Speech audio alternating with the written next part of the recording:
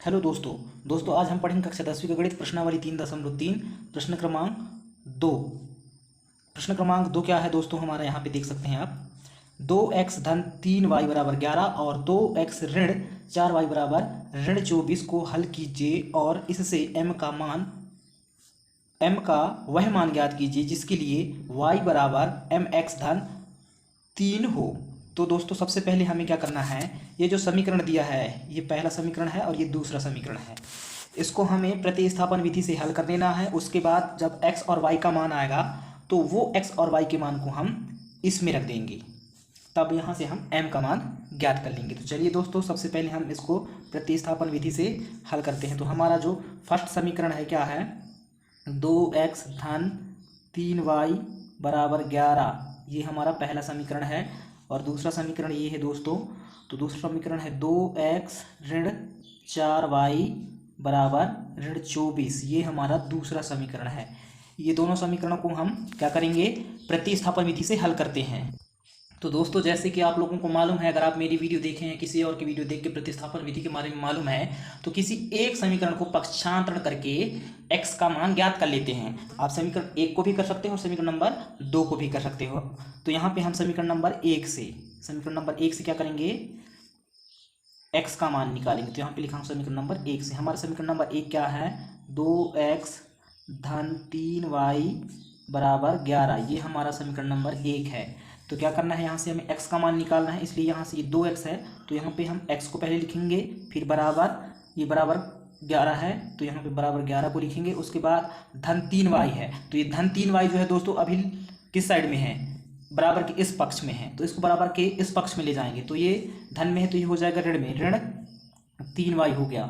अब यहाँ से कौन बच रहा है, ये 2 जो x के साथ में है, तो ये 2 जो x के साथ में गुणा के रूप में है, तो बराबर के इस साइड जब ये जाएगा तो ये बटे के रूप में हो जाएगा, अर्थात भाग के रूप में हो जाएगा, क्योंकि ये साइड ये गुणा के रूप में है, तो बट्टा 2। ये बन गया आपका समीकरण नंबर 3 दोस्तों। यहाँ तक क्लियर हुआ दोस्तों। अब x के ये जो मान आया है, इस मान को हम समीकरण नंबर 2 में रखेंगे। तो दोस्तों यहाँ पे लिखेंगे x के मान को समीकरण नंबर 2 में रखने पर दोस्तों हमारा समीकरण 2 क्या है, 2x ऋण 4y बराबर ऋण 24, ये है हमारा समीकरण नंबर 2। यहाँ पे हम x का मान रखेंगे, तो 2 है तो 2 लिखेंगे, और x का मान आप देख सकते हैं क्या दिया है, समीकरण नंबर 3 में x बराबर दिया है 11 ऋण 3y बटे 2। ये x के स्थान पे 2 है तो 2 लिख दिए, x के स्थान पे, ये x के स्थान पे ये x का जो ये मान दिया है ऊपर उसको लिख दिए। उसके बाद क्या दिया है, x के बाद ऋण 4y, तो ऋण 4y, फिर बराबर ऋण 24 है तो ऋण 24। यहाँ तक क्लियर हुआ। चलिए आगे बढ़ते हैं। अब यहाँ से क्या होगा दोस्तों, देखिए ये 2 से ये 2 कैंसिल हो जाएगा, तो क्या बच रहा है कोष्टक के अंदर सिर्फ 11 ऋण 3y और बाहर ऋण 4y बराबर ऋण 24 बच रहा है।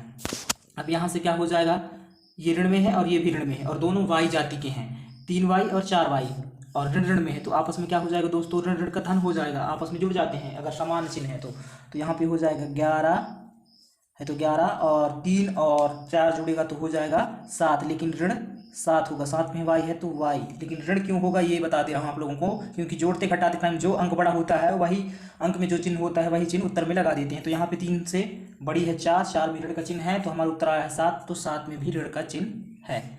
उम्मीद कर रहा हूँ कि आप यहाँ भी समझ गए होंगे। अब यहाँ पे बराबर क्या दिया है, ऋण 24, तो ऋण 24, यहाँ से हमें y का मान चाहिए, इसलिए सबसे पहले y वालों को लिखेंगे, तो ऋण 7y है।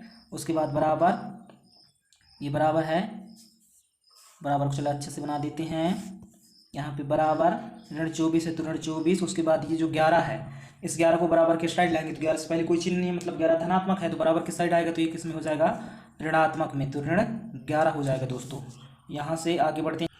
तो अब क्या होगा फ्रेंड्स, यहाँ से ऋण 7 है तो ऋण 7, y है तो y, बराबर है तो बराबर। अब ये दोनों भी ऋण में हैं, यानी आपस में क्या हो जाएंगे, जुड़ जाएंगे, तो 24 धन 11, 4 और 1 5, 2 और 1 3, 35 आ गया। लेकिन यहाँ पे देख सकते हैं आप 24 से पहले यहाँ पे ऋण लगी है, तो यहाँ पे भी ऋण लगेगा, क्योंकि 24 बड़ी है 11 से, है ना, और यहाँ पे हम जोड़ रहे हैं, तो जोड़ते घटाते समय जो भी अंक बड़ा होता है उसमें जो चिन्ह होता है वही चिन्ह किस में लगा देते हैं, उत्तर में लगा देते हैं। तो कितना आएगा उत्तर, ऋण 35 आया है, तो यहाँ पे ऋण 35 होगा।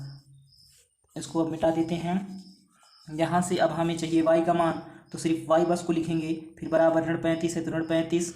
उसके बाद ये जो 7 है ये y के साथ गुणा के रूप में, बराबर किस साइड आएगा, तो बट्टे के रूप में यानी भाग के रूप में। ऋण 7 है तो ऋण 7, ये ऋण से ये ऋण कैंसिल हो गया, 7 ही कम 7, 7 पना 35।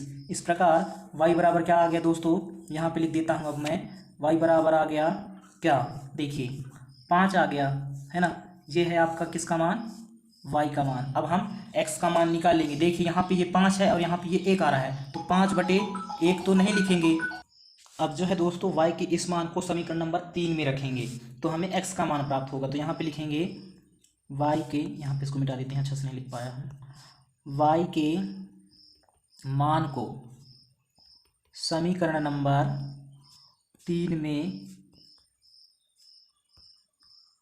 में रखने पर, तो दोस्तों समीकरण 3 क्या है, x बराबर 11 ऋण 3y/2, ये है आपका समीकरण नंबर 3। इसमें हमें y का मान रखना है।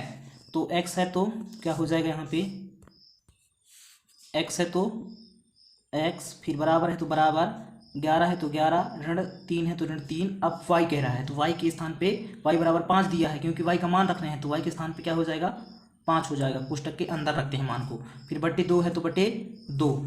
अब यहाँ से आगे बढ़ेंगे तो स्लाइड लिख लेते हैं, क्या हो जाएगा, फिर x बराबर 11 है तो 11, फिर ऋण 3 गुणित 5 है, कोष्टक का मतलब गुणा होता है, तो यहाँ पे ऋण क्या हो जाएगा, 3 × 5 = 15, 3 का गुणा 5 के साथ करेंगे तो 15 आएगा। फिर /2 है तो /2। इस प्रकार x बराबर फिर क्या हो जाएगा, अब देखिए 11 ऋण 15 कह रहा है, तो 11 में 15 तो घट नहीं सकता, 15 में 11 घटाएंगे तो क्या बचेगा, 15 में 11 घटाएंगे तो 11, 12 13 14 15, 4 बचेगा, लेकिन ऋण 4 बचेगा, क्योंकि 15 बड़ी है 11 से और 15 में ऋण का चिन्ह है, इसलिए ऋण 4/2। तो 2 एकम 2 और 2 दूना 4। इस प्रकार x बराबर क्या आ गया दोस्तों, देखिए ये ऋण नहीं कटा है 4 का, तो ऋण 2 आ गया, तो ऋण 2। x का मान क्या आया है, ऋण 2, और y का मान 5 आ गया। अब हमें क्या करना है, x और y के इस मान को, तो दोस्तों अब जो यहाँ पे ये x का मान आया है और ये y का मान आया है, इस मान को हम ये समीकरण में रखेंगे। किसके मान ज्ञात करने के लिए, m का मान ज्ञात करने के लिए, है ना, ये m का मान ज्ञात करने के लिए। तो चलिए रखते हैं यहाँ पे। सबसे पहले देखिए क्या दिया है, y दिया है तो y ले लेते हैं, फिर बराबर m दिया है तो m को अच्छा से बना लेते हैं, m दिया है तो m, फिर x दिया है दोस्तों तो x, ये धन 3 है तो 3। अब यहाँ पे क्या करेंगे हम, y के स्थान पे y का मान है 5, तो यहाँ पे लिखेंगे हम 5, फिर बराबर m है तो m, फिर x के स्थान पे क्या दिया है दोस्तों, x बराबर दिया है ऋण 2, तो यहाँ पे हम लिखेंगे कोष्टक में ऋण 2x के स्थान पे, फिर धन 3 है तो धन 3। अब यहाँ से आगे बढ़ते हैं। अब आगे क्या होगा फ्रेंड्स, 5 है तो 5, फिर बराबर, कोष्टक का मतलब होता है गुणा, जैसे कि मैं बता दिया हूँ, तो m का गुणा ऋण 2 के साथ होगा, तो ऋण 2m हो जाएगा, फिर धन 3 है तो धन 3 हो जाएगा। यहाँ से अब हमें चाहिए किसका मान, m का मान, इसलिए 5 लिख लिए, और ये जो 3 है इसको हम बराबर किस साइड ले आएंगे, तो 3 से पहले किस में है, ये धन में है, तो ये हो जाएगा ऋण में, ऋण 3 हो गया, क्योंकि अभी ये देखिए बराबर किस साइड है, तो बराबर किस साइड ला रहे हैं इसको, यानी कि पक्षांतरण हो रहा है। फिर बराबर इस साइड क्या बच रहा है, सिर्फ ऋण 2m बस बच रहा है। फिर यहाँ से क्या होगा, 5 ऋण 3 कह रहा है, 5 में 3 घटाएंगे क्या बचेगा, 2 बचेगा, तो 2 बराबर ऋण 2m हो जाएगा। यहाँ से हमें m का मान चाहिए, तो दोस्तों क्या हो जाएगा, इसको हम या करके लिख सकते हैं, ऋण 2m बराबर 2, क्योंकि 2 बराबर ऋण 2m, तो ऋण 2m बराबर भी 2, एक दूसरे के दोनों बराबर हैं, इसलिए ठीक है। अब यहाँ से m बराबर, ये 2 है तो 2, और ये वाला 2 m के साथ गुणा के रूप में है, तो इसको हम बराबर किस साइड लाएंगे, तो बटे के रूप में हो जाएगा, तो ऋण 2। अब 2 एकम 2, 2 एकम 2, इस तरह से m बराबर क्या आ गया दोस्तों, ये ऋण बचा है नहीं कटा है, तो ऋण, और 1/1 तो नहीं लिखेंगे तो 1 आ गया। इस तरह से m का मान आ गया कितना, 1। तो फ्रेंड्स इस तरह से जब इन दोनों समीकरणों को हल करते हैं तो x का मान आता है ऋण 2 और y का मान आता है 5 और m का मान जो ज्ञात करने के लिए कह रहा है वो m का मान आता है क्या, ऋण 1। तो यही है इनका इस प्रश्न का आंसर। उम्मीद कर रहा हूँ दोस्तों कि आप लोग अच्छे से समझ पाए हैं। पूरा वीडियो देखने के लिए थैंक यू सो मच। आपका दिन शुभ हो, आप स्वस्थ रहें, मस्त रहें। चैनल पे नए हो तो प्लीज़ चैनल को सब्सक्राइब कर लीजिए। Thank you so much. और वीडियो को लाइक कीजिए, शेयर कीजिए, कमेंट्स करके जरूर बताइए कि आप लोगों को यह वीडियो कैसी लगी, सवाल समझ में आया है या नहीं आया है। Thank you so much.